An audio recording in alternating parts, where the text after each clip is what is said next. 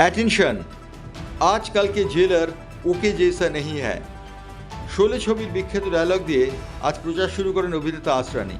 দ্বিতীয় দফার শেষ প্রচারের দিন আজ সমস্ত রাজনৈতিক দলগুলি তাদের প্রচারে চমক রাখতে তৈরি ছিল। সেই রকমই উত্তর দিনাজপুর জেলার রায়গঞ্জে লোকসভা কেন্দ্রের আসনে তৃণমূল কংগ্রেস প্রার্থী কৃষ্ণ কল্যাণীর সমর্থনে বলিউডের খ্যাতনামা হাস্যকৌতুক অভিনেতা আসরানি প্রচারে আসেন। হুটখোলা জিপে অভিনেতার সঙ্গে ছিলেন অনেকেই, যার মধ্যে ছিলেন করণদিঘির বিধায়ক গৌতম পাল সহ তৃণমূলের অন্যান্য নেতৃত্ব। অভিনেতা আসরানি আজ র্যালিটি করেন গাড়ি চেপে, পাশাপাশি তার সঙ্গে তৃণমূল কর্মী সমর্থকরা বাইক নিয়ে র্যালি করেন। আসরানি বলেন, বাংলার ছোট ছোট গ্রামে গেলেও তৃণমূলের অবদান চোখে পড়ে। তৃণমূল কংগ্রেস মানুষের হৃদয়ে সংস্থাপিত হয়েছে, সেই হৃদয় থেকে তাকে নাড়ানো যাবে না।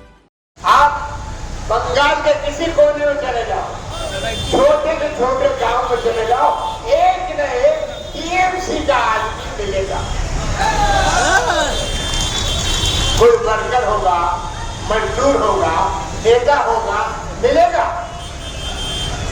क्योंकि ममता बनर्जी चप्पल पहन के इनके साथ प्रत्याशी के साथ हर गांव में घूमी है। उनको मालूम है बंगाल की आत्मा गांव में रहती है, राय